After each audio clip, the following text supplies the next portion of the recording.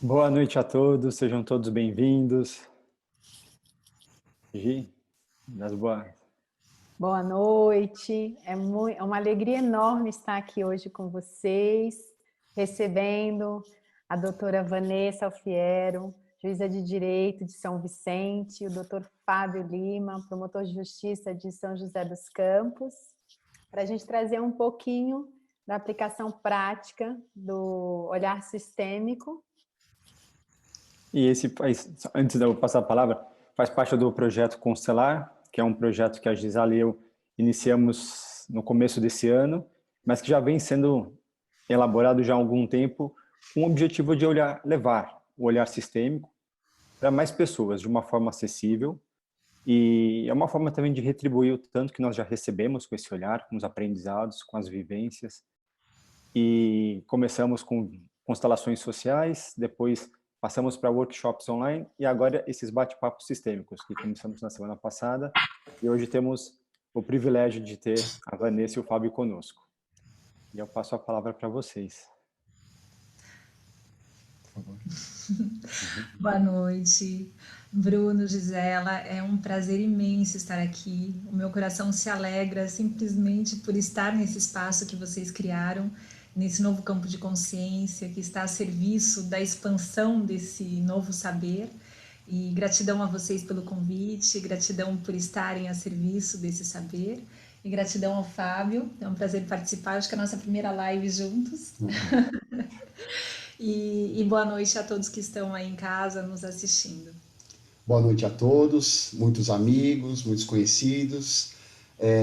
Nosso agradecimento ao Bruno, à Gisele, a todos os colegas de formação lá do Renato Bertatti, ao nosso mestre. Temos que agradecer a tudo, né? A todos os colegas que já vêm nesse movimento já há algum tempo, né? Seja na constelação, na área da saúde, na área do direito e por aí, a educação e tantas outras áreas, né? Sim, e como esse olhar tem nos permitido conhecer tantas pessoas bacanas, tantas oportunidades de vivências. E aqui a ideia é a gente trazer, né, um pouco mais, ampliar o olhar sobre o olhar sistêmico, o olhar, nesse caso, mais do direito sistêmico, né? Quando a gente pensa em direito sistêmico, o que é isso, né? E se vocês puderem falar um pouco, talvez aqui eu acredito que tem algumas pessoas que não conheçam do que se trata. Esse olhar sistêmico no judiciário, como um advogado, como um promotor, como uma juíza, podem atuar com esse olhar mais amplo, através da filosofia do Bert Hellinger. E se vocês puderem trazer um pouco para a gente uma pincelada, assim, fazer a introdução do que o direito sistêmico representa. Posso? Ele já me passou a bola aqui. Na verdade, eu acho que é muito importante, antes, dizer um pouquinho do nosso trabalho, para que você que está em casa entenda da onde que nós falamos o que falamos. Então, no meu caso, eu sou juíza no Tribunal de Justiça de São Paulo há 21 anos, e quando eu ingressei na magistratura, eu tinha um sonho, o sonho de estar a serviço da paz, a serviço da justiça. E eu percebia que, através das minhas decisões judiciais, muitas vezes eu não só não conseguia concretizar esse sonho, mas eu ainda me afastava desse sonho. Porque o que eu tinha aprendido na faculdade, que através da decisão judicial eu conseguiria trazer a paz, não estava se verificando. Então, muitas vezes eu dava uma decisão com esse propósito de propagar a paz e não via isso se concretizando. Eu via as pessoas cada vez mais se degladiando, e principalmente nos conflitos familiares. Eu dava uma decisão, dali 6 meses voltava aquela mesma família com um novo confronto, e isso foi me deixando muito angustiada e muito frustrada. Até que eu me deparei com uma frase do Einstein, dizendo que insanidade é fazer as mesmas coisas, dia após dia, e esperar resultados diferentes. Então eu imaginei, mas caramba, enquanto eu abordar os conflitos desta forma, simplesmente através da decisão judicial, o resultado será exatamente o mesmo. Pessoas frustradas e eu frustrada. Então eu comecei a ampliar o olhar e a perceber outras possibilidades de atuação. Descobri a mediação, a justiça restaurativa, a educação parental e mais recentemente a filosofia hellingeriana. E você passou mais ou menos por isso também, né, Fábio? Sim, no direito, há muito já se questiona, né? Uma eficácia, e se vem trabalhando, né, desde o século retrasado, quais os meios que nós podemos aperfeiçoar para entrar na causa dos conflitos. Então, o primeiro mecanismo que entrou na justiça foi a mediação de conflitos. Na verdade, a primeira foi a conciliação, desde o Código Imperial e etc., né? E depois, mais recentemente, a mediação de conflitos. Então, a nossa gratidão a todos, tem mediadores aqui, a todas as pessoas que alimentaram esse campo de consciência, que lutaram, porque foi o primeiro mecanismo que quebrou a couraça, vamos dizer assim, da justiça como um todo. E de lá para cá, cada vez mais é essa pergunta. O que está atrás dos conflitos? Quais as dinâmicas ocultas, né? Eu posso resolver agora um conflito por meio de um papel, vamos dizer, uma sentença. Isso resolve na prática? Então é essa pergunta que a justiça como um todo, os órgãos da justiça vem se debatendo, e hoje chegou-se na constelação, que realmente é uma ferramenta que vem agregar muito. E o importante, eu não preciso deixar de fazer o que eu faço. Eu vou continuar fazendo a mesma coisa, mas o meu olhar vai ampliar. E conforme eu vou ampliando o olhar para o outro, o meu olhar dentro de mim vai mudando. É incrível, e todos que já estão nessa caminhada podem confirmar. O Bert Hellinger, né, que nos brindou com todo esse conhecimento que ele foi arregimentando ao longo de muitas décadas, ele fala, não acreditem em nada que eu falo, experimentem na vida de vocês, na prática, e aí depois você me conta, né? Então, é essa jornada do direito como um todo, e é uma jornada da vida, né? O homem, enquanto homem, está caminhando na humanidade, né? Faz poucos mil anos que o homem tem como cidades, etc., né? Será que nós sabemos tudo já? Então, cada vez mais há mais tecnologias para nos movimentarem, né? Em prol de uma conexão do outro, né? Sim. E como é inspirador ouvir vocês falando, né, disso, do resgate do verdadeiro ideal que está por trás da justiça, né? De realmente trazer isso na prática. E a gente queria saber um pouquinho como que é essa prática. Então, você mesmo falou das mediações, que são super importantes. Então, como funciona a constelação nesse contexto? Assim, como que é essa decisão de trazer as partes para uma constelação ou para uma mediação, se ambas se complementam, ou se são propostas diferentes aplicadas a contextos diferentes? Se vocês puderem explicar um pouquinho disso. Sim, na verdade é importante a gente dizer primeiro o que é direito sistêmico, porque o direito sistêmico ele começou com o Dr. Sam Stort, juiz no Tribunal de Justiça da Bahia, foi também meu mestre e foi ele que me transmitiu esse conhecimento e que me tocou profundamente com essa nova possibilidade, então que eu reverencio, manifesto a minha gratidão. E ele começou com o direito sistêmico. Então, qual seria essa definição inicial de direito sistêmico? É esse novo olhar ao direito já existente, ou seja, o direito sistêmico não é uma nova categoria do direito, não é uma nova disciplina.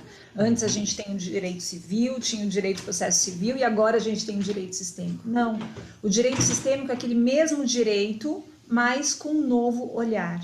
E ainda com uma ferramenta muito importante que é a constelação.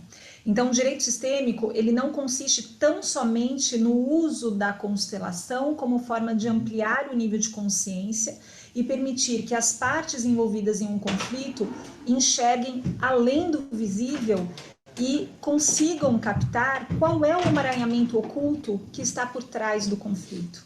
Então, a constelação é muito importante para isso, ela não resolve conflito, ela não é uma técnica de resolução de conflitos. Ela amplia a consciência para que a pessoa, com essa consciência ampliada, possa protagonizar a própria vida e tomar as decisões importantes para a vida dela. Mas o direito sistêmico ele vai além da utilização das constelações como forma de ampliar a consciência, porque o direito sistêmico ele também consiste numa percepção ampliada. Então, ainda que a gente não aplique as constelações, num caso prático, o simples fato de nós, operadores do direito, gestores dos conflitos, internalizarmos as ordens do amor e as ordens da ajuda, já nos dá muito mais condições de olhar para as partes envolvidas em um conflito e retirar qualquer tipo de julgamento da nossa mente e realmente se colocar a serviço da reconciliação e da pacificação. Então, o direito sistêmico ele é muito amplo. Ele implica na utilização das constelações, mas está além da utilização das constelações, porque ele consiste na vivência no dia a dia do operador do direito, do gestor do conflito, destas ordens do amor e dessas ordens da ajuda. Eu acho que daqui a pouco a gente pode ir explicando um pouco melhor, porque tem pessoas que não têm tanto conhecimento para a gente ir minuciando. Mas a primeira forma que a Vanessa já falou, a minha querida, né? Ai, meu Deus, eu sou tão apaixonado por ela, nem sei se posso falar isso na live. Mas a primeira forma é a constelação. Sim. Então, vamos supor, nós praticamos, e pelo Brasil, há inúmeros projetos em várias áreas. Então, pessoas que estão se divorciando. Se convida 20, 30 casais, uns 20 casais, por exemplo, tá? Então, essas 40 pessoas no salão do júri. E se faz uma constelação, se sorteia ali com um casal. É impressionante, conforme se desvenda essa constelação para esse casal, impacta as outras 38 pessoas. E todas já saem com algo movimentado dentro. Nossa, é isso mesmo, eu não tinha me dava conta que isso poderia ser a causa do nosso conflito, eu não tinha ideia o quanto isso impacta no meu filho. As pessoas saem transformadas. Primeira forma, constelação.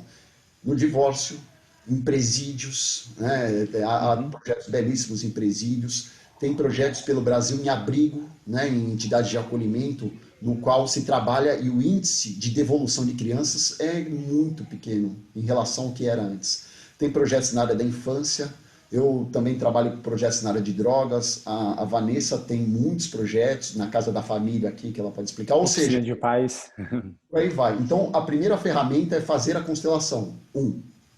2. É a postura nossa que muda. De uma sala de audiência, se você tem uma postura normal, vamos dizer assim, vai ter um resultado. Se você tem uma postura sistêmica, é totalmente diferente. Às vezes eu, por exemplo, já com a advogada, aqui a doutora Renata, que trabalha comigo, e os próprios funcionários têm uma postura diferente, o juiz, quando está dando a sentença, o réu começa a lacrimejar, sem nós falarmos uma palavra. Por quê? Porque é a nossa postura. E aí a gente percebe uma abertura e faz alguns movimentos ali. Enquanto o juiz dá uma sentença, se faz. Terceiro, é muito importante incluir tudo e o todo. Então você falou bem dos juízes, promotores, advogados. Advogados, que papel importante da advocacia se criando, mas já tem centenas de comissões de direito sistêmico pelo Brasil. Mais de 200. Né? Mais de 200? Sim. Eu não posso deixar de ler notícia porque cada vez amplia mais. Em outras palavras, a advocacia fomentando, sabe? É uma força gigantesca que há por trás do advogado. E o advogado é o primeiro que tem contato com as partes. E é incrível a sabedoria. Então eu falei do advogado, nós temos colegas advogados aqui, Fernando, Luciana, quem mais? Tantas pessoas, sinto muito a gente não poder nomear todos. Mas eles têm um atendimento no consultório que muda completamente a visão da pessoa. A pessoa que estava totalmente combativa, né? Eu quero sangue. De repente ela fala, opa, há algo diferente, né? E o que eu queria incluir é os funcionários. Não só juiz, promotor, advogado. Então, eu, por exemplo, conduzo grupos de postura sistêmica na promotoria, com os funcionários. Eles estão aí, eles são prova. Não sou eu que eu cresço, é o todo que cresce. Conforme cada um vai evoluindo, vai contaminando e vai chegando mais pessoas. Em outras palavras, é um movimento, né? Eu acho que é isso. Acho que o que me vem sim é ser inclusivo, né? Então, quando a gente pensa no direito sistêmico, a gente tem que incluir.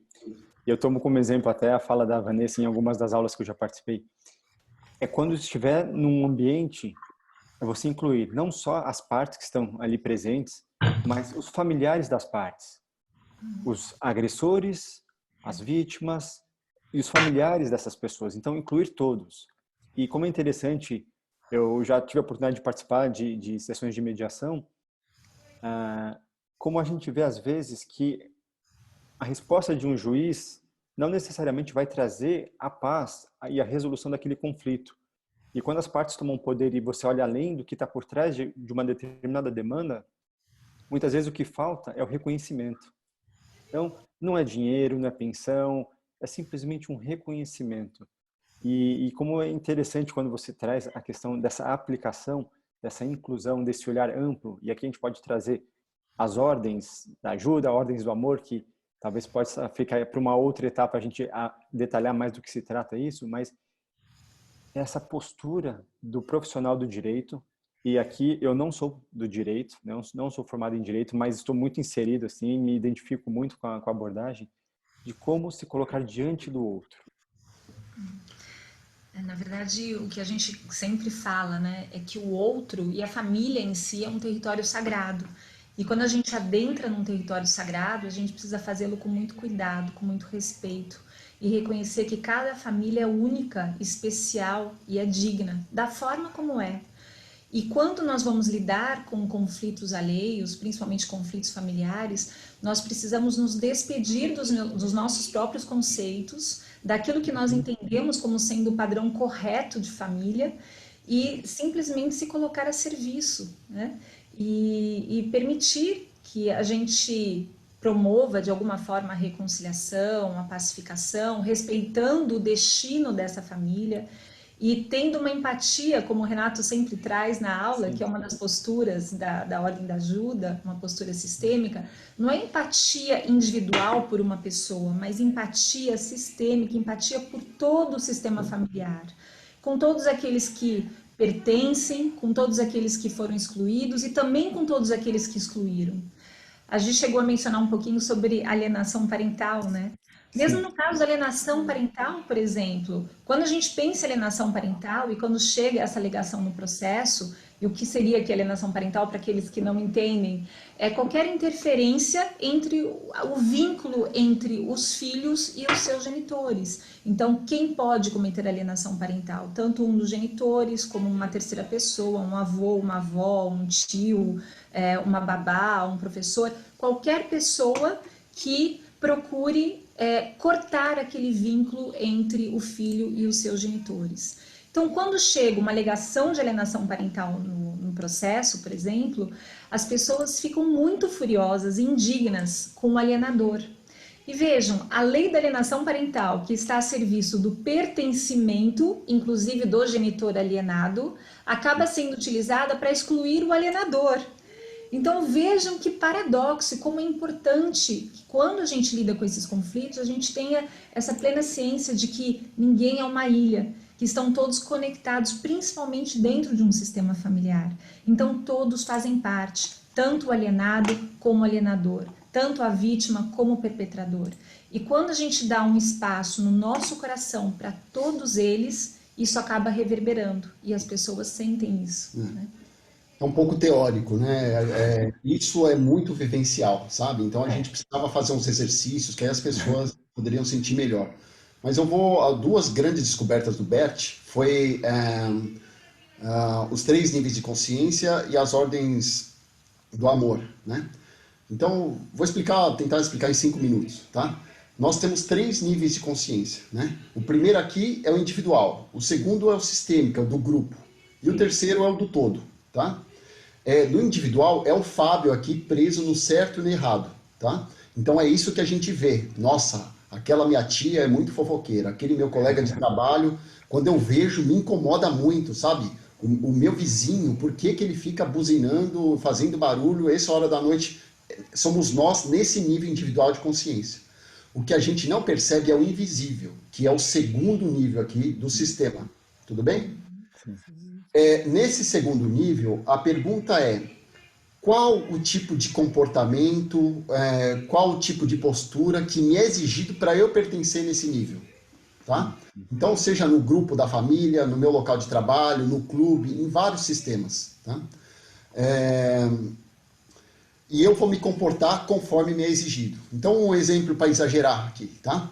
Eu sou promotor de justiça. Então, de segunda a sexta, eu trabalho lá no fórum. Qual comportamento me é exigido?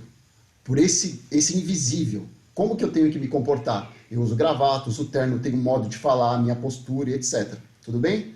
Aí vamos supor que eu sou skatista. Chega no sábado, no domingo, eu vou andar de skate. Pergunta: qual é a postura que me é exigida pelos skatistas? E aí, velho, tudo bem? Tá, né? Vamos dar um olho?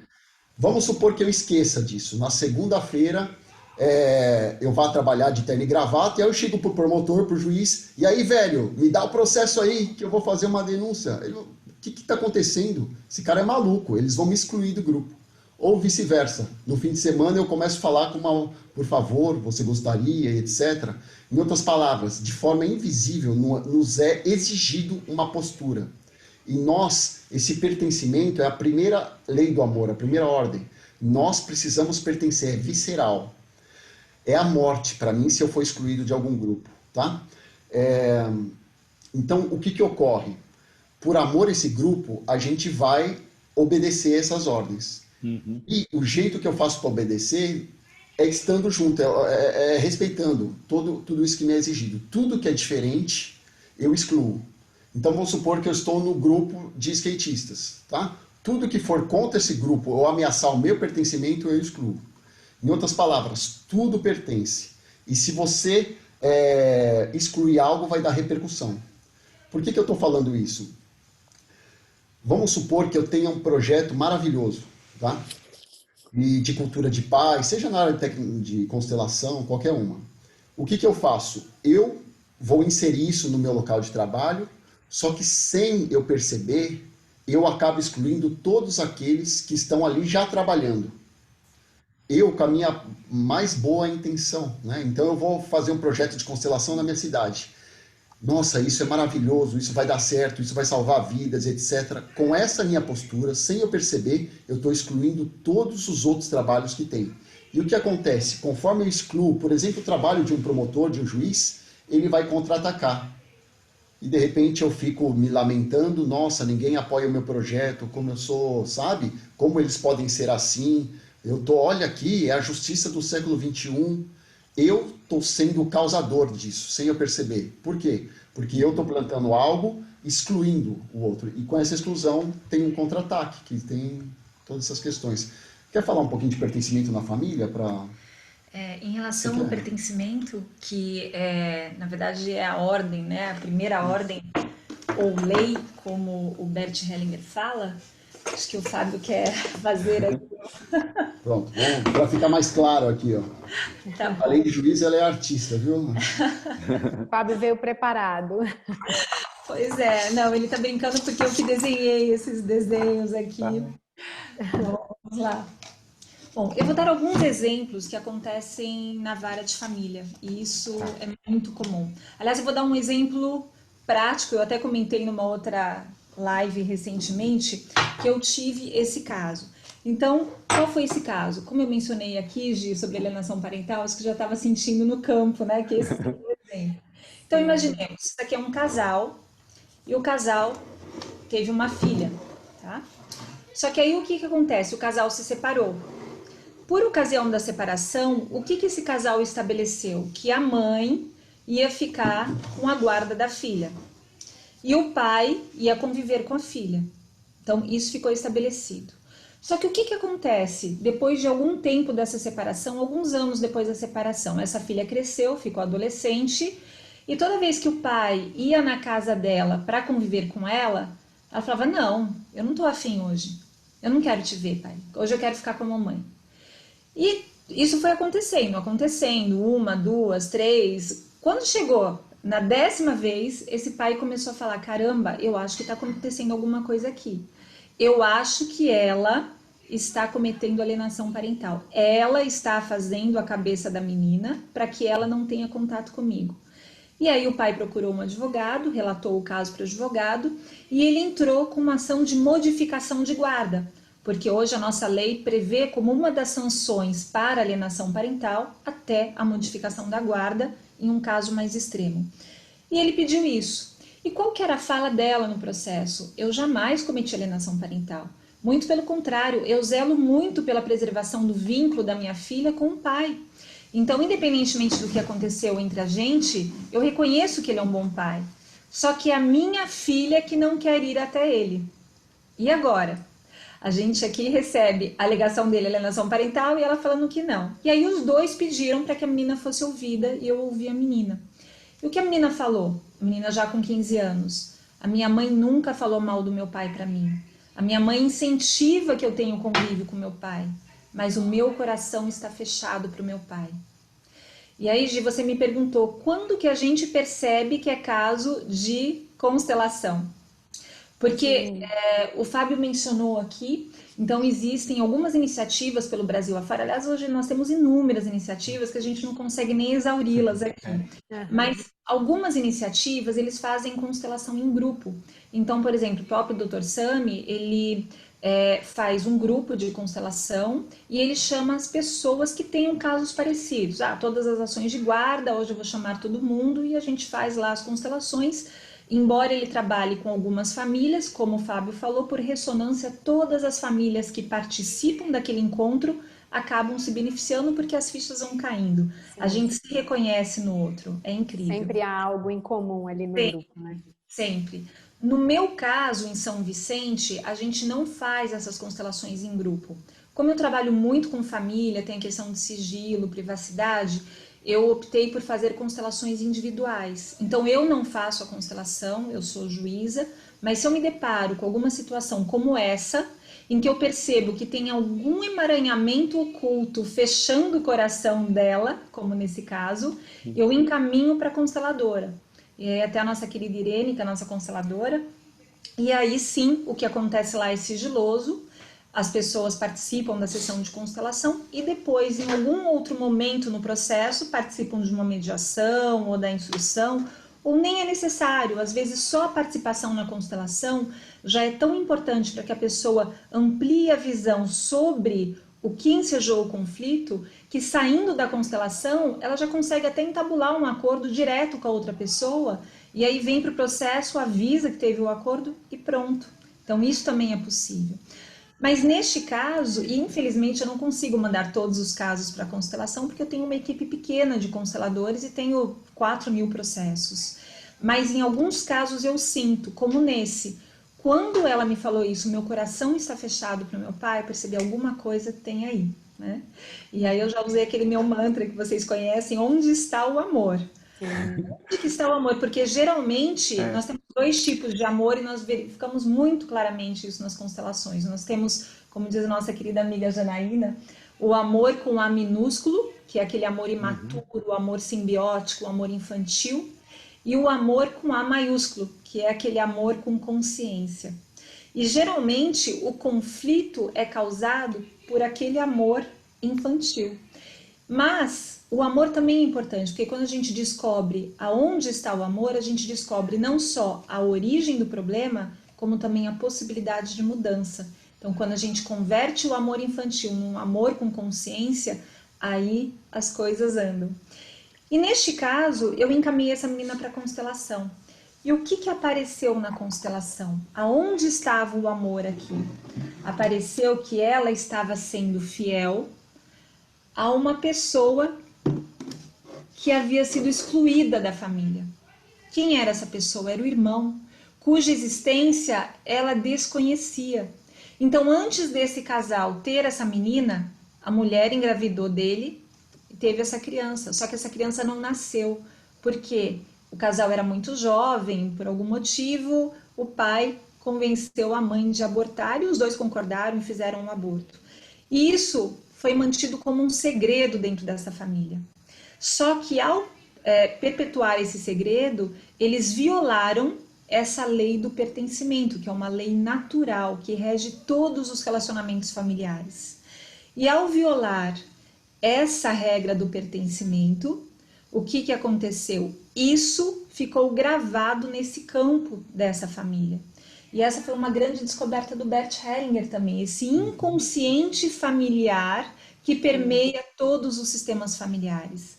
Então, ainda que a nossa personalidade não tenha acesso a isso, a nossa alma, o nosso inconsciente tem.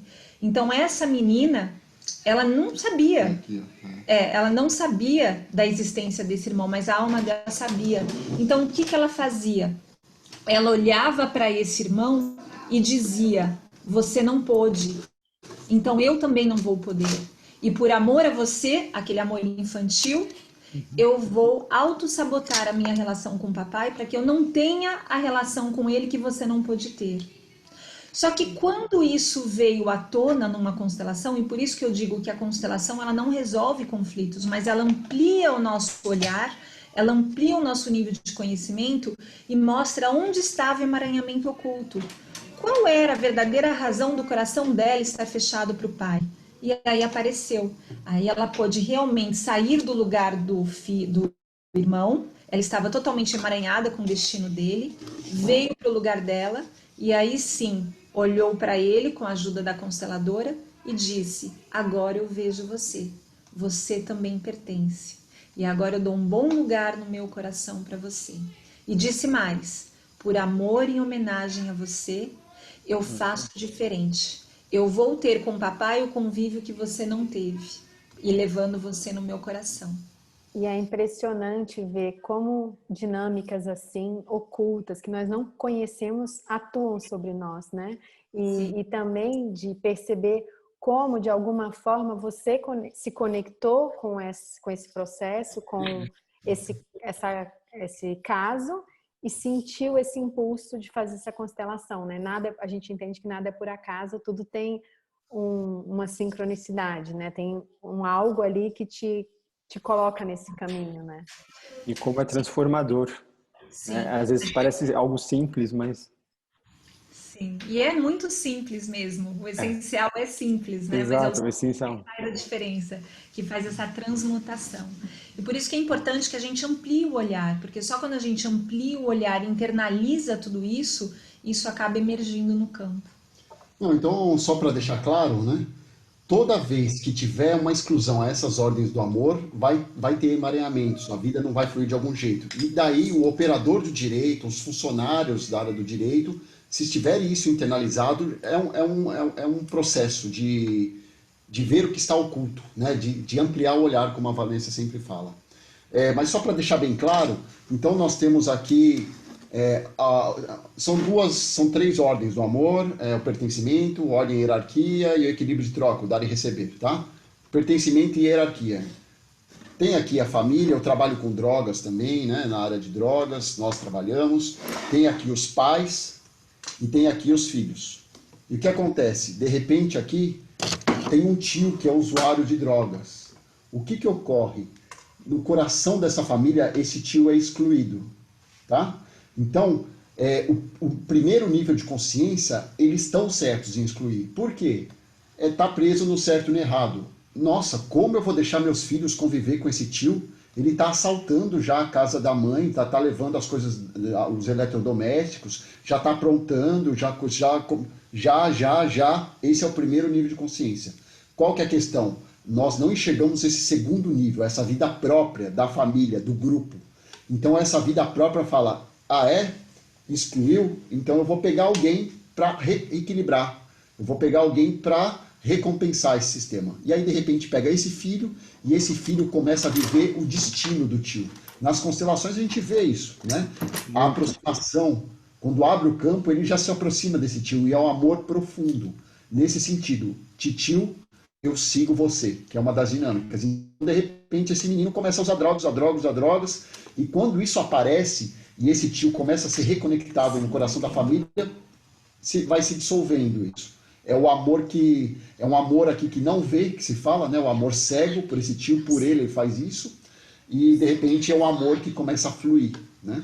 E isso vocês podem enxergar em qualquer dinâmica. Então, por exemplo, esses pais aqui na adoção, eles vão adotar essa criança aqui. Com todo bom coração, com toda sabedoria, com todo bom coração, eles fazem o quê? Eu vou dar todo o amor para esse filho, e eles excluem os pais biológicos. Outro exemplo do pertencimento, né? E aí vocês podem ver muitos exemplos. A gente poderia... era interessante que a gente fizesse algum exercício, alguma dinâmica. Uhum. Agora, algo comum em todas as nossas famílias é a questão do aborto, que aparece muito.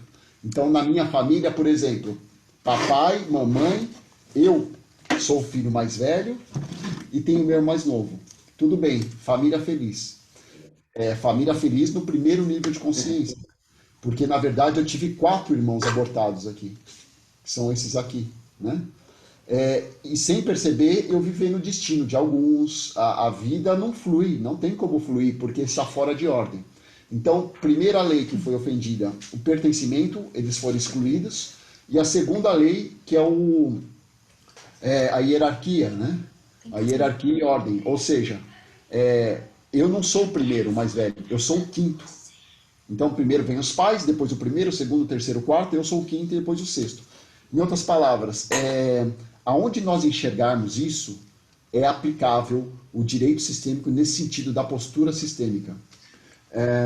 Eu até acho que nesse caso eu ampliaria esse olhar para a vida, para o dia a dia, porque o direito sistêmico a gente pode trazer isso para as nossas relações, né? Porque a constelação se trata da ciência das relações. Então, como a gente lida no trabalho com dificuldades com colegas, talvez na escola, na faculdade, com os nossos familiares, é um olhar que, ampliando, a gente começa a não só incluir, mas ter essa compreensão que talvez aquilo que parece ser é só a pontinha do iceberg. A gente só está olhando uma parte.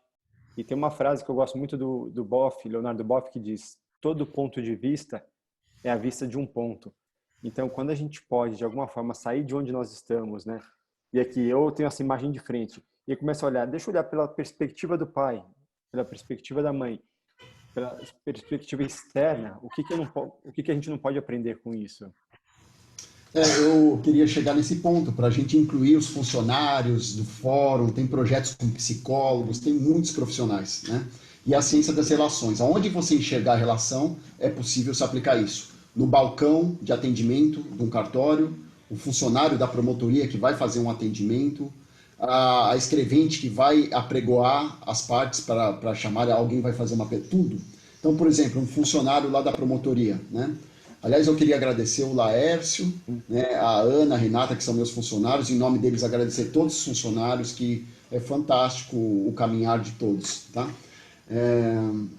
Agradecer também todas as consteladoras que fazem parte do Polirradiador de Cultura de Paz da minha cidade. São mais de 20, quase 30 consteladores que fazem parte, e cada vez mais a gente levando aonde estiver aberto. Educação, assistência social, saúde, justiça e por aí vai, tá?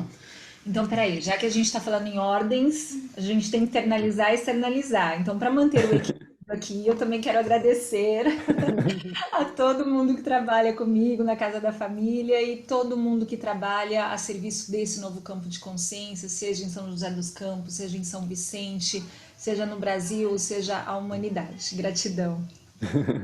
Então, já que eu já vou mudar. Nós começamos lá em São José um projeto de drogas em 2013, mais ou menos, tá?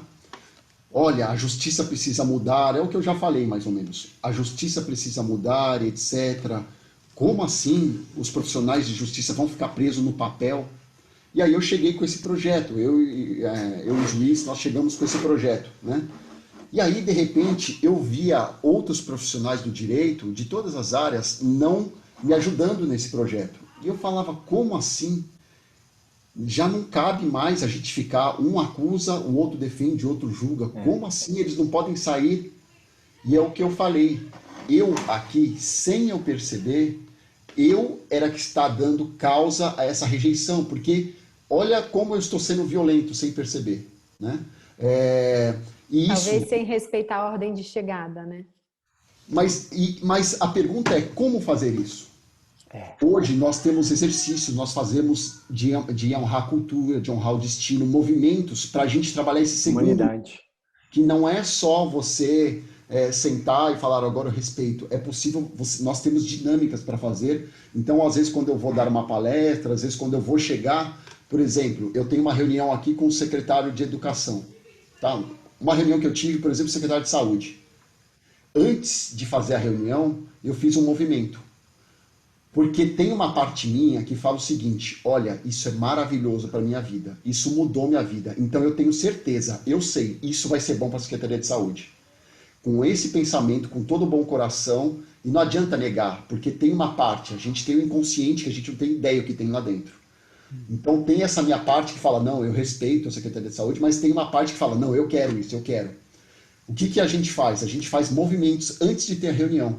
Então antes de ter a reunião com o secretário de Saúde, eu honro o meu destino, eu honro a minha cultura, os meus saberes, e aí eu coloco alguém na minha frente, aqui, que representa a Secretaria de Saúde. Quantas centenas de anos tem essa Secretaria de Saúde? Quantos secretários já passou? Quantos funcionários existe? E vem um promotorzinho aqui querendo falar o que eu faço? Então, eu protejo essa Secretaria de Saúde de mim. Eu te protejo das minhas expectativas, das minhas perfeições. E eu faço esse movimento, nós fazemos do Polo, honrando todos esses saberes que já existem na Secretaria de Saúde. Honrando aqui toda essa cultura, tudo isso que já vem vindo há séculos. E com vocês no meu coração, aí eu vou ter a reunião. Não para mudar o secretário, para ser boa reunião, mas apenas protegendo eles dessa minha expectativa. Eu gostaria de fazer com vocês alguns movimentos, mas não vai dar aqui. Quando a gente estiver presencialmente, vocês vão sentir no coração, sim. Vocês vão perceber. Quer falar algo? Eu falo? Pode concluir. Então é isso. E é incrível, viu? O dia que eu faço esse movimento, a reunião é de um jeito. Eu vou lá na outra secretaria, eu não faço outro movimento, pode ser que a reunião é de outro jeito. É impressionante. E por quê? Porque é esse segundo nível de consciência que nós não vemos, nós não percebemos, que atua a todo tempo. Tá? E como é importante. E é isso. Eu aqui, com todo o bom coração, eu vou levar a constelação para a saúde, mas eu estou sendo violento em algum aspecto meu. Por quê? Porque eles já têm o jeito deles de fazer, centenas de anos, e eles vão fazer o quê? Isso é um ataque ao meu pertencimento a esse sistema. Isso é novo, eu não sei o que é, eu não tenho ideia. Então eu vou fazer o quê? Não, aqui não. Tá? Então é isso a gente pode fazer. Mas eu estava tocando no assunto, já te passo a palavra, constelação e etc., integrando um pouco os funcionários, né? Então, por exemplo, num atendimento ao público, um funcionário da promotoria pegou e atendeu a mãe. Cadê a mãe aqui? Por favor, interna esse menino aí, esse adolescente, esse meu filho, que eu não aguento mais. Não tem como. Não tem como. Ele está com parece o diabo, né? No sentido de déficit de atenção, correndo. Não dá mais. E aí, o que ele poderia fazer? O que a gente faz? Olha, aqui está o telefone da defensoria, eu vou te encaminhar para o promotor. Pronto, lavei minhas mãos. Mas é uma pessoa que já internalizou muito isso. Então, o que ele fez? Ele já sabia. A primeira coisa que ele fez colocou os pais dele atrás e os pais da pessoa atrás. Por quê? Essa pessoa, quando vem pedir ajuda, ele está numa posição de vítima. Por favor, me ajuda, eu preciso. E ele aqui, sem ele perceber, ele vai se colocar como o maior. Alguém pequeno? Não, pode deixar que eu resolvo para você. Eu sei o que fazer, eu sei. Então ele colocou os pais para já equiparar. Depois ele já viu todo o sistema da pessoa. E aí ele já as ordens de ajuda, se colocou no centro vazio e por aí foi. E aí ele fez uma pergunta, outra pergunta, e o seu marido? Ai, aquele é um canalha. Meu Deus, quando ele tinha 3 anos, ele me largou, foi embora e nunca mais voltou. Né? Interessante. Então ele já acendeu a luzinha. Opa, teve uma exclusão aqui. Né? O marido aqui, ele foi excluído.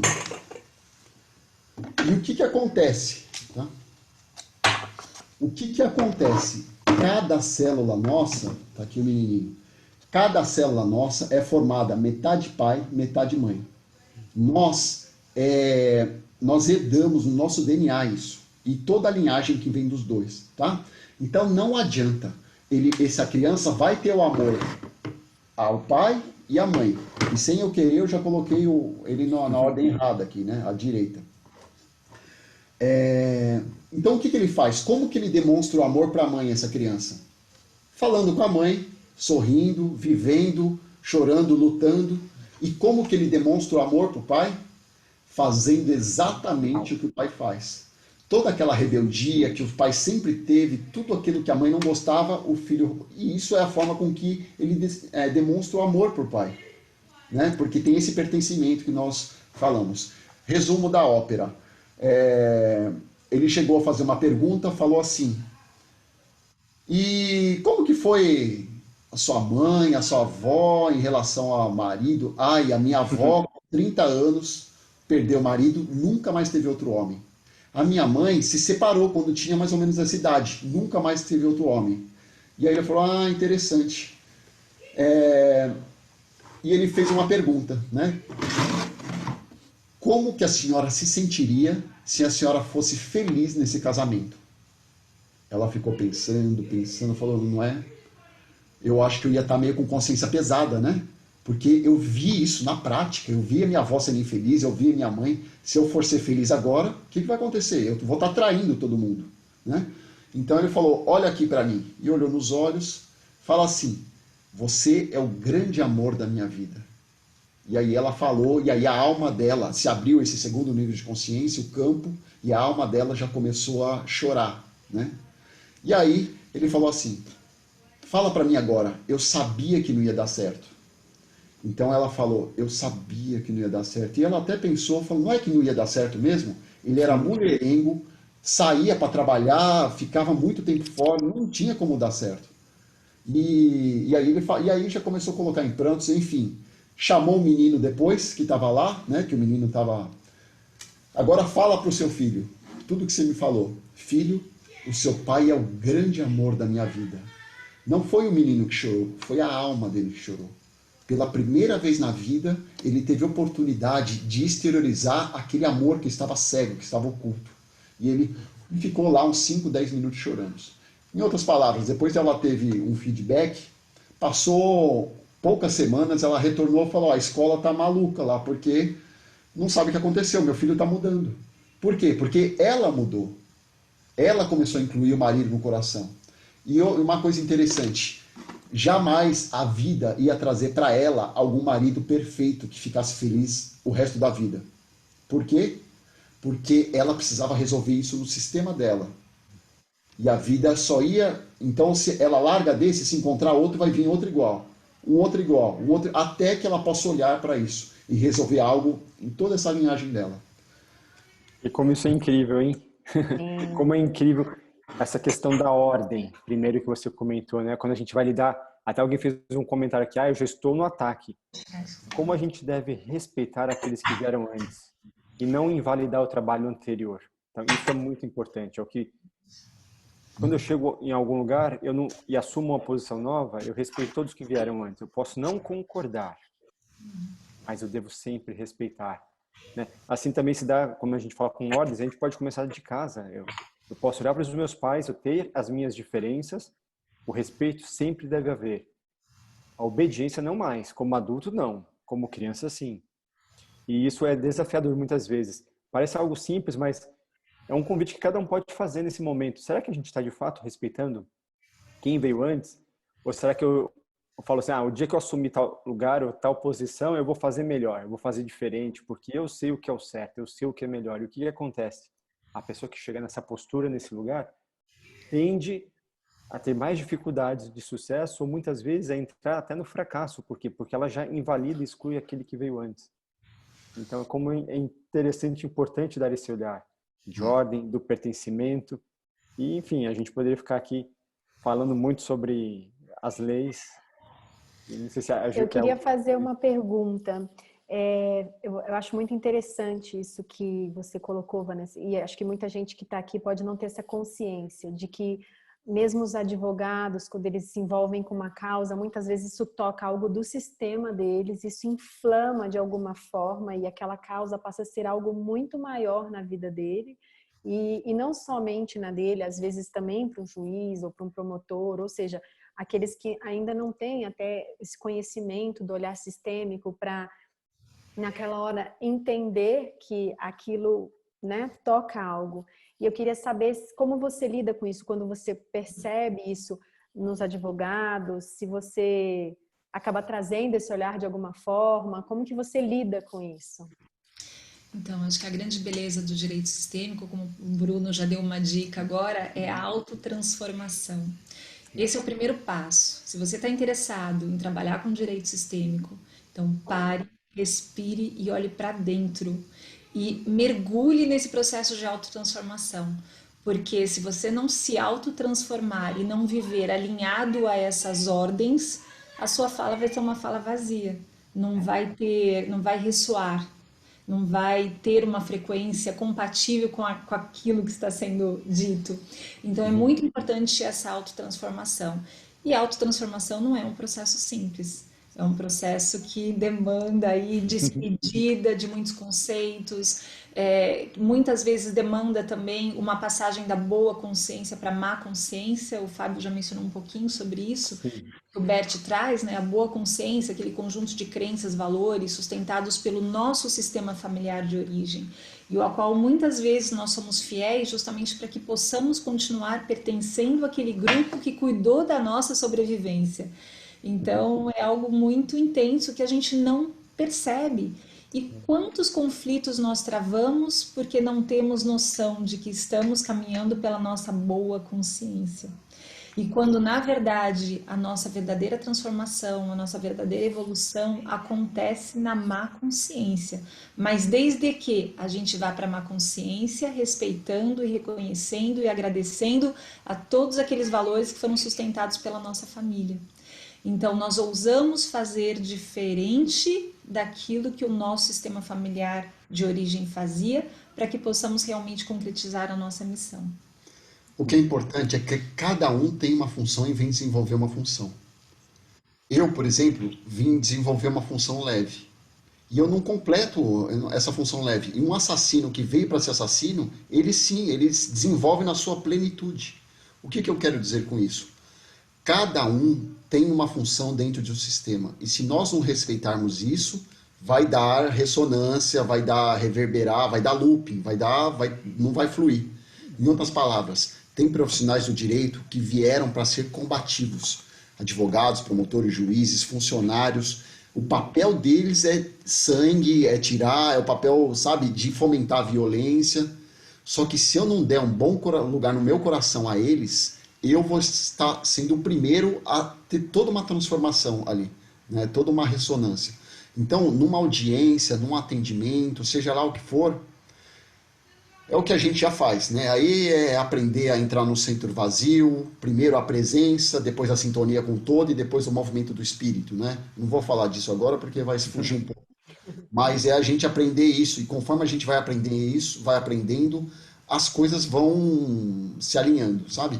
Mas o que é importante? Eu tenho meu consciente, semi-inconsciente e consciente. Uma parte minha sempre vai compreender isso, que eu já estou mais trabalhado, o consciente. Aí o semi-inconsciente trabalhando, mas tem coisas no inconsciente que, sabe? Eu não concordo com isso. E como que a gente percebe isso no dia a dia? Saindo do direito, todos nós, pela vibração, pelo corpo. O nosso corpo, a nossa pele é um dos órgãos mais inteligentes, porque ele demonstra tudo. Então, por exemplo, eu encontro uma pessoa que, sabe, a vibração muda aqui. Sinal amarelo, tem algo para você resolver em você mesmo, seja uma questão individual, seja uma questão sistêmica. E a gente pode lidar com essas questões a partir de movimentos. Eu e a Vanessa, a gente faz movimentos em casa, sozinhos, olhando para o espelho, olhando para um quadro, por exemplo, sabe? Lidando com isso. Aí outro dia a gente pode passar movimentos para fazer em casa, na prática, assim, né? Agora, voltando à sua questão, Gi, realmente é um trabalho interno. E quando a gente muda o nosso olhar, o simples fato de nós olharmos diferente para as partes já sentem. A própria física quântica já mostra isso através de tantos experimentos, né, que o simples fato de estar o observador lá em observação muda a forma como a luz se manifesta, ora como partícula, ora como onda. E nós também. Então, antes desta visão, eu olhava, por exemplo, isso eu trouxe lá no grupo de percepções que vocês participaram, tão bonitinhos os dois. Foi demais.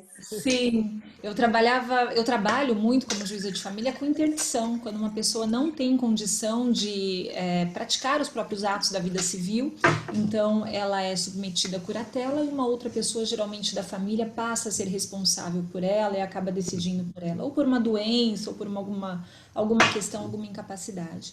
E geralmente são pessoas com destino muito difícil. Pessoas, você olha e se você não estiver bem trabalhado, você vai sentir o quê? Pena. Mas quando a gente sente pena de alguém, a gente não está sentindo pena daquela pessoa. A gente está sentindo pena da gente mesmo, porque a gente se projeta no lugar daquela pessoa e a gente percebe que se a gente estivesse no lugar daquela pessoa, a gente não daria conta. E antes desse olhar, eu tinha audiência, essa entrevista que eu fazia com essas pessoas submetidas à curatela, e olhava para elas, às vezes pessoas especiais, às vezes com síndrome de Down, às vezes tiveram uma sequela grave de um AVC, estavam prostradas numa cadeira de rodas, sem conseguir manifestar nenhuma palavra, nada. E eu olhava para aquelas pessoas assim, meu Deus. E internamente eu pensava, meu Deus, quase chorando, assim, segurando, né, para não chorar. Meu Deus, como que a vida foi fazer isso com essa pessoa? E olhava, muitas vezes eram pessoas muito carentes, e os curadores eram familiares que não tinham nenhum recurso e que se dedicavam integralmente a satisfazer a necessidade daquelas pessoas e ainda contavam com a ajuda dos vizinhos, que eram tão carentes como eles. Então, assim, era muita solidariedade, e isso também enchia a minha alma de alegria de ver, mas também eu sentia muita pena dessas pessoas. Só que quando eu olho para uma pessoa assim, eu tô dando força ou tirando a força? Eu tô tirando a força. Então, só por ser observada dessa forma, aquela pessoa já saía muito pior do que ela entrava, né? Não só saía interditada, mas ainda saía sem a Sim. força, sem a dignidade, como se eu retirasse isso. A partir do momento que a gente começou a desenvolver essa visão e a reconhecer que, assim como eu tenho o meu destino, aquela pessoa tem o destino dela, assim como eu tenho a força para o meu destino, aquela pessoa e só ela tem a força para o destino dela, e assim como eu tenho os meus pais, aquela pessoa também tem os pais certos dela, aí eu comecei a olhar para ela com uma nova postura, com um novo olhar. Eu olhava para ela e falava internamente: nossa, que força que essa pessoa tem de ter esse destino que foi o destino certo para que ela pudesse desenvolver as qualidades que ela veio desenvolver nessa vida. Nós estamos aqui para aprender, e muitas vezes nós aprendemos através das dificuldades que aparecem.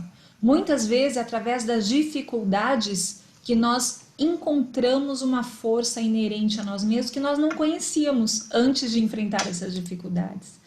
Então, a partir do momento que eu olho para essa pessoa, com esse olhar, respeitando o destino dela, a pessoa se sente forte, se sente mais digna. E isso mudou a forma como as pessoas também reagem a mim. Então, é o que o Fábio falou, quando a gente muda a nossa frequência, isso reverbera também nas outras pessoas. Então, acho que esse foi o grande ganho do direito sistêmico. É eu sair dessa postura de salvadora, de querer salvar aquelas pessoas com um destino difícil, com as quais eu me deparava diariamente, e ficar mais leve. Então, eu não sou a justiça, eu estou a serviço da justiça. E quando eu me ancoro na justiça, eu tenho muito mais força para desempenhar a minha atividade. E faço isso com muito mais fluidez. Então, esse foi um grande ganho do direito sistêmico. E percebam, né, com esse exemplo da Vanessa, a vibração dela mudava cada vez que ela via as pessoas, etc. Em outras palavras, é o que nós falamos, tem algo no sistema dela que precisa ser olhado. Então, sempre que a nossa vibração tiver meio, não está fluindo, é algo que eu preciso ver, sabe? Eu acho que é isso. Vocês querem tentar abrir para perguntas? Que aí a gente pode fluir conforme perguntas, não sei o que você acha melhor. A gente A gente tem, inclusive, 2 perguntas, né, Bruno? Temos. Eu só queria fazer antes uma pontuação em relação ao indignado, né? A pessoa que se coloca indignada. É interessante que, acho que no livro do Bert, ele traz uma fala que me marcou muito, assim. Às vezes a pessoa, ela se indigna, ela se coloca do lado do bem, e aí ela se vê no direito de praticar o mal contra, por exemplo, um perpetrador. E como esse ciclo, ele funciona, né? A vítima, quando não consegue olhar e ter um outro olhar e ressignificar, ela pode, no futuro, repetir algo que aconteceu com ela. Não sei se vocês têm algum exemplo, alguma fala de como esse ciclo acontece. Nós temos uma dinâmica do perpetrador e da vítima. Está enraizado na nossa cultura que o perpetrador é o malzinho, em novelas, né, em qualquer lado, né, dentro da gente, e a vítima é a boazinha. E o Bert, ele tem essa fala no sentido de que a solução vem da vítima. Por que ele fala isso, né? Então, a gente não tem muito tempo aqui, porque a gente precisava antes explicar o que é o equilíbrio de troca. Tudo é uma troca, tá? Então, eu estou com a Vanessa aqui, de repente eu dou um presente para ela, ela sente uma pressão e fala, nossa, eu vou retribuir, e ela me dá um outro presente. e aí depois eu dou outro presente. Então, conforme eu dou, a pessoa que fica pressionada, né? Eu fico com um sentimento de inocência, né? Fica leve para mim que eu estou dando, e a outra pessoa fica pressionada para querer devolver. O que acontece? Quando o perpetrador ele pratica um ato, né? Ou um crime, um ato violento, ou em casa, uma discussão, o perpetrador é o malzinho. E aí tem essa dinâmica da vítima, que ela fica congelada. Ela fica, não ela só vítima, mas na situação de vítima. Só um parênteses. Nós podemos ser vítimas. A situação de vítima a gente escolhe. Eu estou no ponto de ônibus e sou assaltado. Eu sou vítima. Agora, se eu vou ficar nessa situação de vítima, só reclamando, sem uma ação, eu vou continuar na situação de vítima. E a gente tem muitos movimentos para sair dessa situação de vítima, seja energeticamente ou sair mesmo de situação de vítimas, que a gente faz. O perpetrador, então, ele pratica uma ação. Então, eu sou perpetrador e eu pratiquei uma ação contra a Vanessa. E ela é a coitadinha. Em outras palavras, não reequilibra, né? E o que o Bert fala? Primeiro, a vítima ela tem esse poder de se manifestar, porque uma das condições aqui é que seja reconhecido esse ato, né? E a vítima ela possa se manifestar, ela diga, nossa, eu tenho vontade de te devolver, de te dar o troco. Eu tenho vontade, eu quero vingar, eu quero te matar, ser sincera. E só com essa postura da vítima algo já pode ser mudado, né? Mas tem outras dinâmicas, né? Você quer falar um pouco sobre isso?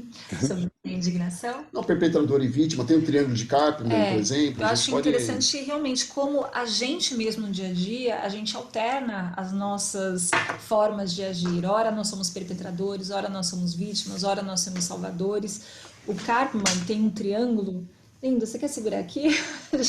A cola quente da minha filha, que já passou aqui várias vezes, não sei se vocês já perceberam. Então, aqui, isso aqui imaginem que é um triângulo. Aqui nós temos os vértices. Então, ora nós somos perpetradores, ora somos vítimas, ora somos salvadores e ora somos tudo junto. Então, imagina, às vezes em casa com os meus filhos eu sou perpetradora. Sei lá, no meu relacionamento eu sou a vítima e no trabalho eu sou a salvadora. Ou às vezes eu sou tudo. E isso a gente verifica, por exemplo, numa ação de divórcio, uma mulher que foi vítima, ela era a vítima, agora no processo ela é a perpetradora, né? Então a gente se alterna sempre. E como é importante que a gente dê o primeiro passo, a gente saiba que existem essas dinâmicas, a gente seja capaz de se reconhecer dentro de uma dessas dinâmicas e virar a chave. Porque a gente precisa transcender cada uma dessas dinâmicas para que a gente realmente vivencie o nosso adulto pleno, a nossa melhor versão. Quem é o salvador? É aquele que quer salvar o outro. Mas por que ele quer salvar o outro? Porque ele não tem coragem de olhar para o próprio sistema e resolver o que ele precisa resolver. Então ele projeta tudo aquilo que ele coloca embaixo do tapete aqui no sistema dele, ele projeta no outro e salva o outro, porque assim ele não precisa olhar. E muitos de nós que trabalhamos com a justiça somos salvadores. Eu sempre fui uma salvadora na minha vida profissional, até que eu comecei a entender melhor essas dinâmicas, as ordens, principalmente as ordens da ajuda me ajudaram bastante. E deixei de ser salvadora. Às vezes ainda dou uns escorregões. Entra no piloto automático. Exatamente, mas humano. Percebo e vou. Então, qual é o objetivo do salvador? Porque o salvador, ele pode dar muita ajuda, desde que antes ele pare, olhe para o próprio sistema, corrija o que ele tem que corrigir, e aí sim olhe para o outro e deixe de se colocar como um salvador, mas se coloque como um ajudante, um apoiador. Aquele que facilita que o outro se conecte com a sua própria força e através dessa conexão com a própria força que o outro protagonize a própria vida, que o outro tome as decisões importantes para a vida dele. Então, essa seria a transmutação do salvador num construtor de paz. E o perpetrador ele tem uma energia muito forte, mas ao ter essa energia forte, ele usa o poder contra o outro.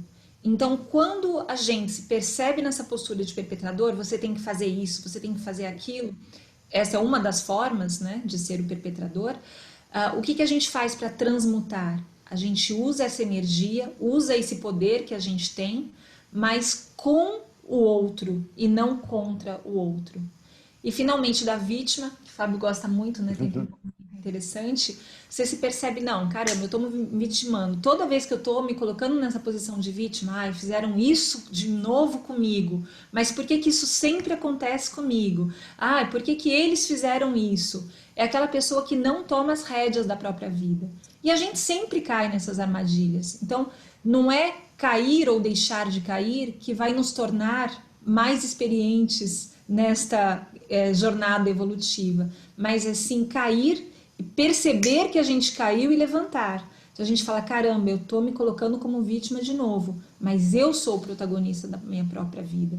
Então eu me empodero, me aproprio da minha autonomia interna, do meu poder, e aí sim me torno o meu próprio protagonista. Não, eu vou fazer alguma coisa sobre isso. Então eu tomo as rédeas. E só completando, toda vítima, todo perpetrador é vítima.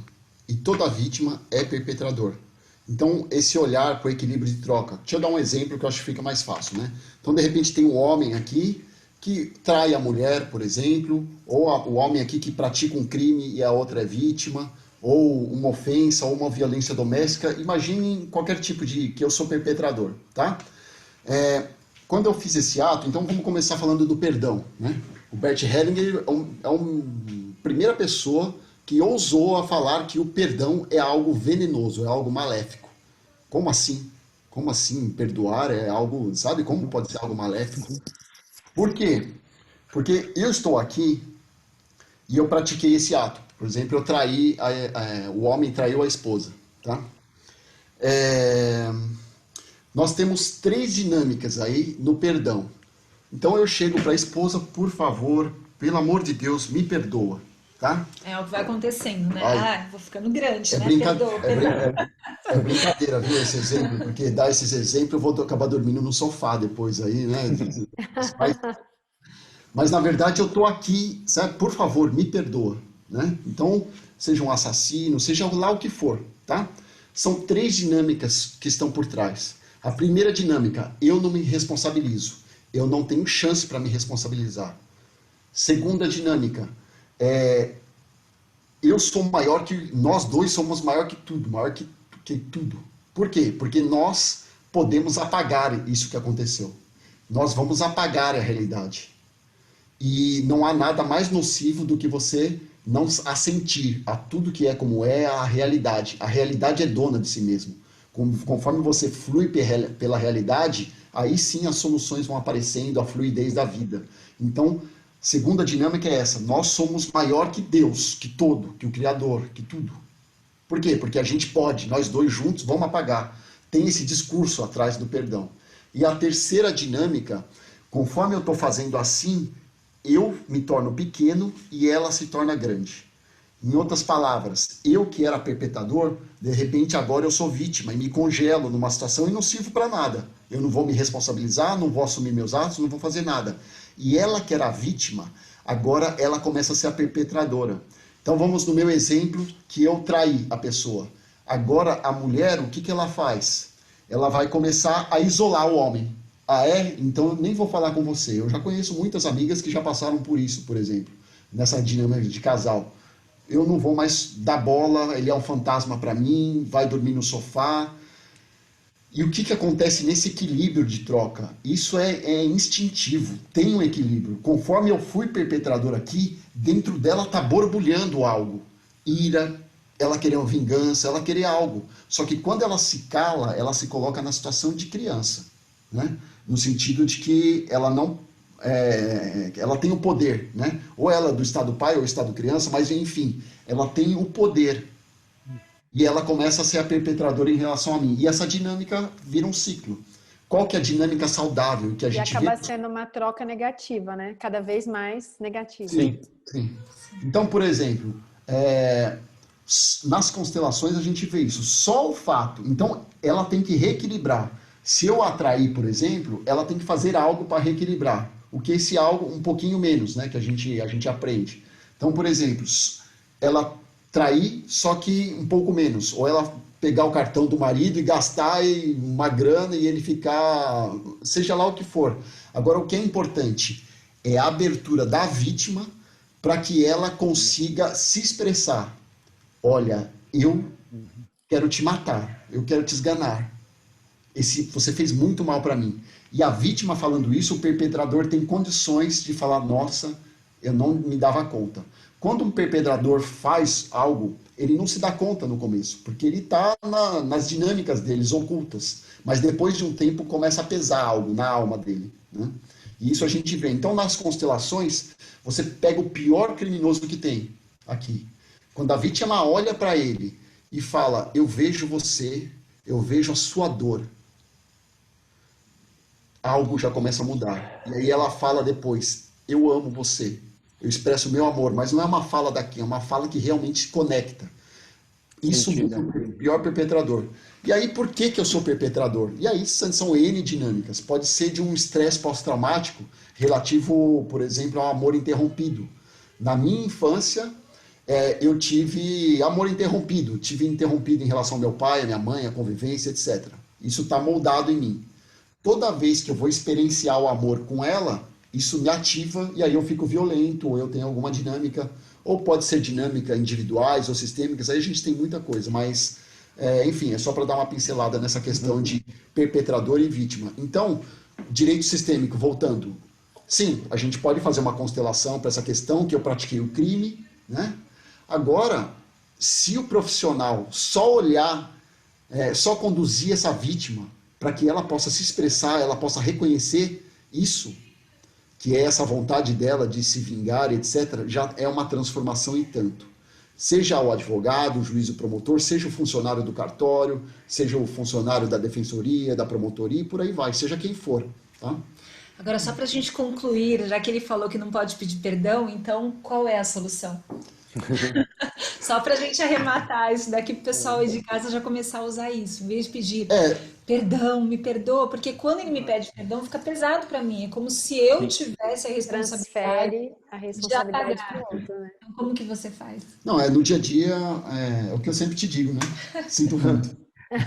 Eu assumo as consequências Eu do assumo meu as ato, né? consequências do meu ato, é isso. Então, é até interessante a gente começar a treinar no dia a dia, né?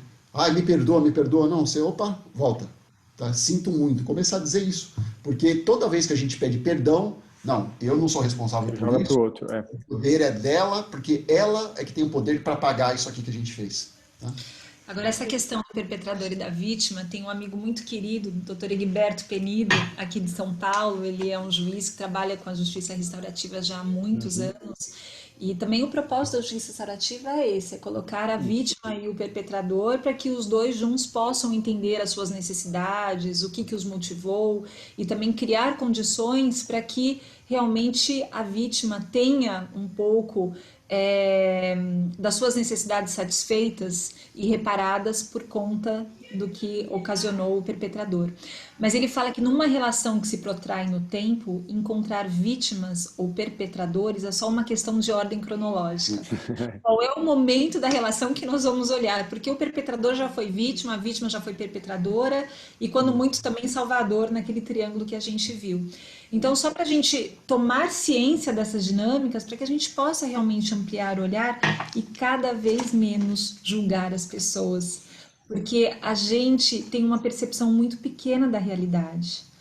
As próprias provas, por mais sofisticadas que sejam, elas jamais vão conseguir nos mostrar exatamente o que se passa na realidade. Até porque a realidade ela é composta não só pelo visível, mas pelo invisível. E a constelação nos ajuda a enxergar além e a enxergar o invisível. Então, quando a gente percebe isso, que muitas vezes as provas são apenas um fragmento da verdade, a gente não consegue julgar ninguém mais. Porque por mais que a gente tenha acesso a essas provas, fora do processo ou dentro do processo, como que a gente vai julgar alguém, né? O nosso olhar é muito restrito para isso. Então a gente tem o discernimento no dia a dia, a gente aplica a lei também na nossa função, não é por isso que a gente vai deixar de aplicar a lei, mas a gente aplica a lei sem julgar a pessoa, sem julgar tudo que a motivou para que fizesse aquilo que ela fez. Eu gosto muito de prática, né? De fazer movimentos, exercícios, etc. Eu gostaria de fazer um exercício com vocês. Depois a gente pode fazer algum, não sei o horário, mas com a Vanessa Juíza aplicando a lei com só aplicando a lei por mero aplicar, então a pessoa praticou o crime, qual que é a consequência na família do assaltante, para o assaltante e para o sistema, para o destino da Vanessa. 2, esse mesmo movimento, mas ela honrando. Ela, olha, eu percebo que você está no meu coração, nesse sentido que você pertence, você está praticando esse crime, mas em função de algo maior, sabe? A mesma decisão vai produzir efeitos totalmente diferentes. E, de fato, se alguém pratica um crime, ele praticou e aí tem o equilíbrio de troca. Ele tem que pagar algo. Então, muitas pessoas, quando saem dos presídios, estão aliviadas, mais aliviadas, porque de alguma forma ela pagou algo. Esse equilíbrio de troca se compensou. Falta, talvez... Não, falta não. Cada vez a gente está construindo mais ferramentas para possibilitar essa pessoa, né? Porque ela está totalmente enredada ao sistema dela, né? E por força disso ela não consegue ir para a vida. Então a gente está discutindo lá na minha cidade um projeto só para as pessoas que saíram do presídio, por exemplo, mas aí é para frente, né? Tem alguma pergunta? Sim, o que a gente... sim, eu queria... tem uma pergunta sobre alienação parental, então eu queria voltar um pouquinho e falar que nosso encontro com a professora Cristina Laguno, ela disse que tem estudado muito a alienação parental, porque para ela é uma das facetas do movimento do amor interrompido, que inclusive o Fábio agora há pouco mencionou, que é a interrupção desse fluxo mesmo com o pai, ou com a mãe, ou com ambos, e esse amor fica interrompido. E ela diz que muitas vezes a criança interrompe num primeiro momento com o pai alienado, com a pessoa que está sendo alienada, mas que no segundo momento acaba também rompendo com aquele que está alienando. E a nossa pergunta hoje é a seguinte: a pessoa pergunta, mas na alienação parental, depois que houve esse estágio de alienação, será que somente através de um olhar sistêmico das partes isso é possível acabar com esse emaranhamento?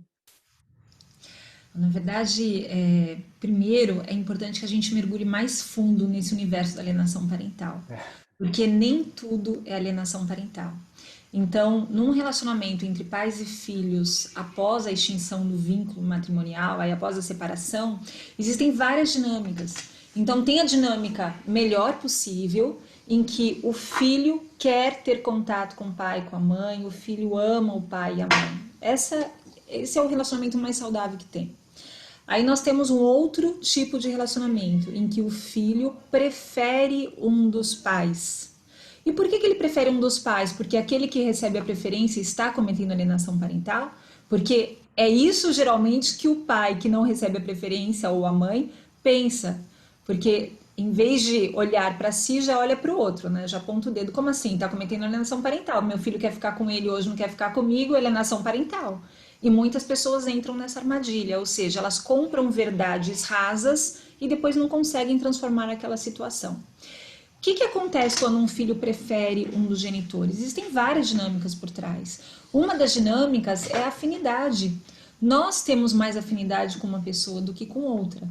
Então, seja porque nos identificamos com o mesmo gênero, seja porque nos identificamos com a personalidade, seja porque, no caso de um filho, ele quer proteger o pai que ele vê como sendo mais fraco, ou ele quer ficar do lado do pai que ele vê como sendo mais forte, ou também por aliança. Então, muitos filhos estabelecem aliança com um dos genitores depois da separação, principalmente com aquele que continua convivendo diariamente com o filho, aquele que reside com o filho. Ora, se o filho está ali com frio e a mãe que mora com ele, que vem com casaco, ou ele está com sono e a mãe que coloca ele para dormir, aliás, eu vi que a minha filha acabou de dormir ali na frente. Então, o que acontece? Naturalmente, esse filho, por aliança a esse pai ou a essa mãe, vai preferir ficar com ele, mas continua amando o outro, sem que haja alienação parental.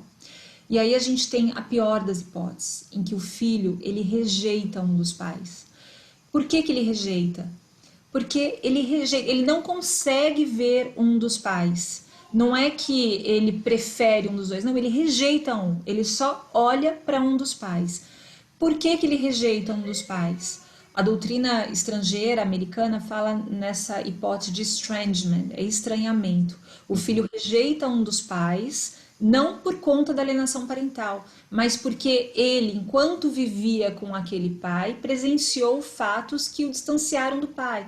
Ou, por exemplo, era um pai que agredia fisicamente esse filho, ou agredia fisicamente a mulher na frente do filho, ou era uma mãe totalmente omissa. Enfim, existem vários motivos relacionados a esse próprio pai, à própria mãe. E tem um outro tipo de rejeição, esse sim advindo da alienação parental. Então vejam, a alienação parental é apenas uma das possíveis dinâmicas que podem acontecer nessa fase de pós-separação. Só que mesmo nesses casos existem outras dinâmicas ocultas, como aquele caso que eu falei da menina. Na verdade, ela estava preferindo ficar com a mãe, sem sair com o pai, porque estava honrando o irmão que havia sido excluído, e ninguém sabia disso. Então isso era uma dinâmica oculta. Agora, mesmo quando o filho que sofre alienação parental e acaba cortando a relação com os pais, quando ele odeia os pais, quando ele rompe esse movimento em relação aos pais, ele faz isso apenas no nível da persona, que é a personalidade. Ele não faz isso no nível da alma, porque conforme diz o Bert, a alma do filho não tolera nenhuma exclusão. Então, muitas vezes, isso a gente verifica a alienação parental, aquele que aliena, aquele que exclui o outro genitor, mais cedo ou mais tarde, acaba perdendo aquele filho. Existe um documentário muito interessante, A Morte Inventada, que traz inúmeros casos de alienação parental e casos reais. E lá, esse documentário traz casos reais em que crianças que foram vítimas de alienação parental e que odiavam o genitor alienado, quando cresceram e perceberam o que aconteceu, se voltaram contra o genitor alienador. Então, se você tiver interesse em conhecer um pouco mais desse universo da alienação parental, dê uma olhada nesse documentário. E é justamente isso que a Cristina Laguna, aliás, minha mestra também, minha querida, ela deve ter mencionado. Que existe esse movimento interrompido, mas aí o feitiço vira contra o feiticeiro. Isso. Qual é mesmo o nome do documentário? Só para eu colocar aqui no chat. A Morte Inventada. Tá, vou colocar aqui. É um tema complexo esse. Eu até Muito poderia, amplo.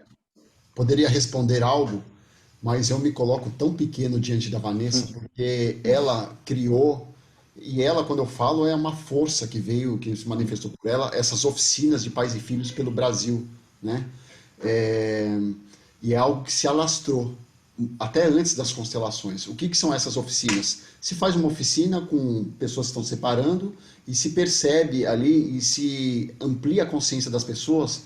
Nossa, eu não tinha ideia o quanto eu trazia o meu filho, arrastava o meu filho para o conflito. As pessoas saem transformadas. Na minha cidade também tem. É incrível. É Nos incrível fóruns, né? o que ela fez e que está cada vez se multiplicando. Então, quem quiser saber um pouco mais sobre alienação parental, eu vou dar o telefone da Vanessa, o 0800 dela, né? Mas quem quiser saber algo mais, procura Oficina de Pais e Filhos online. É Oficina de Pais e Mães. Online a gente ainda não tem o filhos. Tá. Conselho Nacional de Justiça, Oficina de Pais e Mães. Então, toda essa oficina que a gente faz presencialmente pelo Brasil inteiro, porque não sou eu, é um grupo imenso de pessoas lindas a serviço, trabalhando em prol aí da harmonização, da estabilização dos vínculos familiares. Se vocês não encontrarem uma oficina presencial na sua cidade, então procure, coloque lá Conselho Nacional de Justiça, Oficina de Pais e Mães, vai ter o endereço e tem todo esse material à disposição. E a Inovari, né, a Faculdade Inovari está fazendo um curso coordenado pela Vanessa, pelo Sami, que vai falar muito sobre isso também. Se alguém... depois vocês coloquem o link aqui, é muito bacana, você ajuda uma entidade carente e são 16, 18 aulas, né? Sim. Eu recomendo, eu já participei da oficina algumas vezes lá no Fórum Santana e foi um aprendizado, mesmo que eu não vivo mais essa questão, mas acho que se aplica a todos. E aí eu quero entrar aqui, posso dar sequência? Tem mais uma pergunta. Posso seguir? Sim. Tá. O Renato, ele diz, como a receptividade das pessoas, aí ele traz, quando o juiz chama para participar, eu acredito aqui que seja da constelação. Então, como é que as pessoas recebem? Existe uma resistência? Não existe resistência? Como é a adesão também? Então, é muito importante a voluntariedade. Ninguém participa de uma constelação contra a vontade. As pessoas são convidadas para participar de uma constelação e quando elas recebem esse convite, aí sim elas participam dessa constelação e são muito gratas. Nós começamos a fazer uma pesquisa agora científica e percebemos como as pessoas, ainda que elas não consigam uma solução amigável no processo, porque muitas vezes o processo cuida de questões jurídicas, mas as constelações cuidam de questões que são muito mais profundas do que jurídicas. Então, muitas vezes as pessoas conseguem melhorar os relacionamentos, embora não consigam um resultado prático no processo. Então, nosso objetivo ao encaminhar alguém também para a constelação não é resolver o processo, porque para isso a gente tem a sentença. Se as pessoas chegarem numa composição, excelente, mas nem todas chegam. E mesmo essas que não chegam, elas constatam uma melhora profunda em seus relacionamentos. Então, todas as pessoas são convidadas. Algumas pessoas não participam, não desejam participar, mas a gente só tem encaminhado aqueles que concordam em participar. E o que a pessoa tem que se perguntar se quer intimar ou se quer convidar, né? Sim. Quando a gente está intimando, de alguma forma eu estou pegando a pessoa, vem cá que eu tenho a solução, a gente vai resolver a sua vida, sabe? Qual é o campo que você vai criar? Isso para mim fica muito claro, porque a gente tem vários tipos de constelações, de processos na minha cidade, com o polo, né? Um deles, por exemplo, é na área de divórcio. Todos são convidados. O campo que se forma é incrível, porque só vai quem cuja alma está aberta para ir. Então, ali se desenvolve algo que todo mundo se conecta, é incrível. Nós temos outros projetos, por exemplo, na área de drogas. Na área de drogas é intimação. Por que intimação? Porque é uma audiência que ocorre, não é uma mera oficina. E aí a gente usa justiça restaurativa, técnicas de saúde, e chegou agora há pouco constelações, movimentos, né? A gente faz movimentos, mas é muito perceptível, porque nas drogas tem 50, por exemplo, 60, 80 pessoas, né? 50 pessoas, vamos supor. Tem gente que está ali que não quer mudar de vida e a alma não está pedindo, mas é uma audiência, né? Agora tem gente que tem uma abertura. O que a gente faz? Eu consigo comparar na prática, porque eu vejo um campo que forma num lugar e o campo que forma no outro. Como que se dissolve um pouco mais nessa área das drogas? A gente intima as pessoas, que vai com o familiar, e depois é dada uma palestra, eu falo das ordens, faz algum movimento, e depois eles são divididos em várias salas, enquanto os familiares ficam no júri. Sim. Consteladores trabalham só os familiares, e quem está em várias salas se forma um círculo da justiça restaurativa, que a gente mescla. E eles começam a compartilhar as histórias de vida. Quando eles começam a compartilhar a história de vida, um que vai lá e não tem chinelo, e o outro que é rico e está na dependência, as coisas começam a ter uma conexão com gente que já passou com essas questões das drogas. Aí começa, e aí eles envolvem a questão do pai, da linhagem paterna, ou uma questão de ir para a morte, né, no sentido do uso das drogas. Aí tem várias dinâmicas possíveis, né? E aí, assim, a conexão. Mas o campo é totalmente diferente. É um máximo. A gente tem uma pergunta de Erciviana, de São José dos Campos, que pergunta: por que no começo do relacionamento as pessoas são gentis, educadas e se mostram preocupadas com o outro, mas na primeira briga desrespeitam o companheiro de forma cruel, como se não tivesse nenhum sentimento entre eles? Relacionamento de casal deve ser, né? Provavelmente. Acho que sim. Então, nós temos 3 níveis de consciência. O primeiro, individual, preso no certo e errado. É o que eu enxergo. A pessoa é isso, a pessoa é aquilo, eu sou isso, é o que a gente enxerga. O segundo nível é esse nível que a gente falou que não enxerga. Então, num casal, tem o homem aqui e tem a mulher. Nós temos o amor à primeira vista, o amor à segunda vista e o amor à terceira vista. No amor à primeira vista, essa química é tudo muito lindo, é maravilhoso. Só que eu tenho todo o meu sistema. Quantos valores eu venho alimentando na barriga da minha mãe, na primeira infância, dos meus ancestrais. Muitos. E a vida, ela nos pede para evoluir, para ver outros valores, outras culturas, outras dinâmicas. E aí, de repente, eu conheço alguém e essa pessoa tem muitos valores, muitas crenças, tudo. É um pacote completo, é um combo, né? Qual que é a questão? O que está atrás dela é o motor para que eu cresça, para que eu evolua e o meu sistema, algo é resolvido.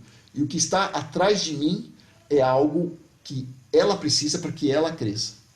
Continua, por favor.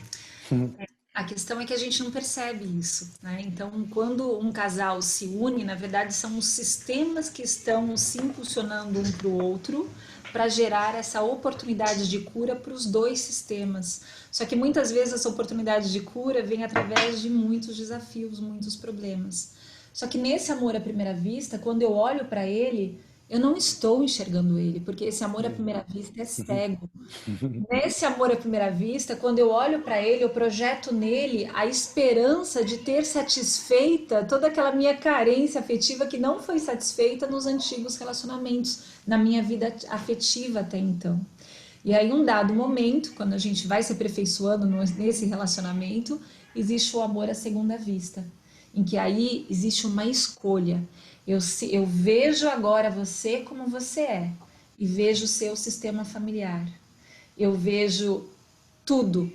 É um amor mais consciente. Eu vejo a luz e eu vejo as sombras. E ainda assim eu fico. E me alegro com você do jeito que você é. E digo sim a isso. Então esse é o amor à segunda vista, que é um amor mais consciente. E perceba, tudo isso que te incomoda, essa vibração que nós estamos, sabe, batendo a tecla, algo muda, é algo que precisa ser mudado em você, no seu sistema, é algo que pede. E isso é tão incrível, porque a vida nos coloca exatamente as pessoas que a gente precisa para evoluir. Se vocês se encontraram, é porque você precisa dele e ela precisa de você. E aí a gente se trabalhar, e a gente estudar essas ordens, mas tem muitos mecanismos, né? Mas Tem algo a aprender. uma dica inicial assim que eu posso dar é o assentimento, né? Porque o assentimento é uma lei universal. Só de você dizer sim, então a pessoa, primeira coisa, é que tem tantos movimentos para a gente falar, né? A gente vai ter que marcar outra. Só de movimentos. Então tem movimento de fechar a dimensão homem e mulher, tem movimento do destino, e tem vários tipos de movimento para os filhos, etc. Então, por exemplo, aqui é só você começar a mudar o seu olhar. Quando a gente muda o olhar, não é o meu olhar que muda, o objeto muda, a outra pessoa é uma ponte de mão dupla, né? Então eu olho para essa pessoa e eu digo, internamente, fecha os olhos, faz uma meditação, respira. Eu não tinha ideia o quanto era desrespeitoso. Lembra do pertencimento que nós falamos? Possivelmente tem, essas leis estão todas excluídas. Esse comportamento dela, né, esse comportamento do seu marido, do seu companheiro, ele tem sentido. E ele está apontando para algo excluído no sistema dele. E você se abrir para essa questão que está excluída, isso que está excluído. E isso também é um espelho. Não só está excluído no sistema dele, mas isso, se está uma vibração diferente, tem algo excluído no seu sistema. E você rejeitando isso, você está excluindo esses ancestrais excluídos. Tanto os dele quanto os seus. Tem muito, né? A gente... não vou fazer um movimento agora, porque tá...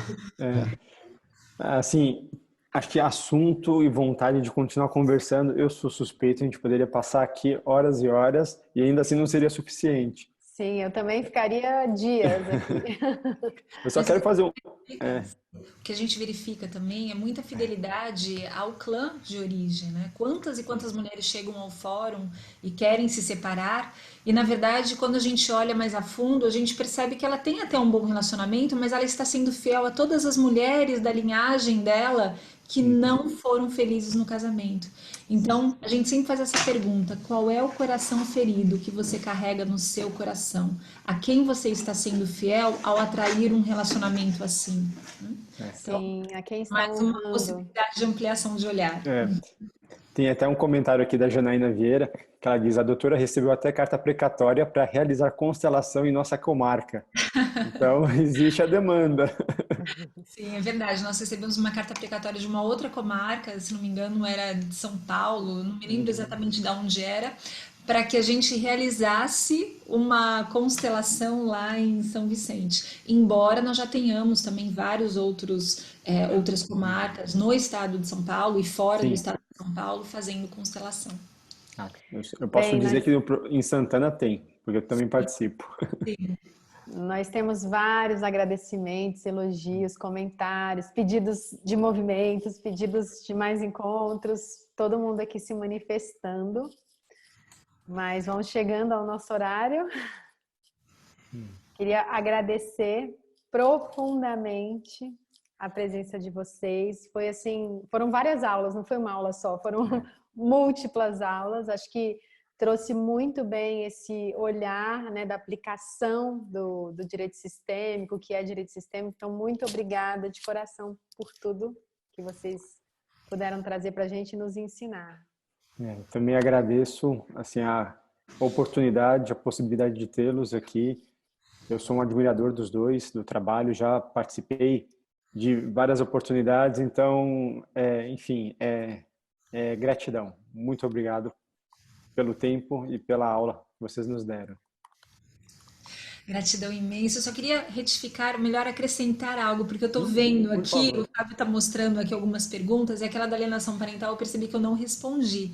A constelação familiar não é o único caminho. A própria lei de alienação parental prevê várias possibilidades, estudo biopsicossocial, acompanhamento terapêutico. Então, existem outras ferramentas das quais nós podemos nos valer, tá bom?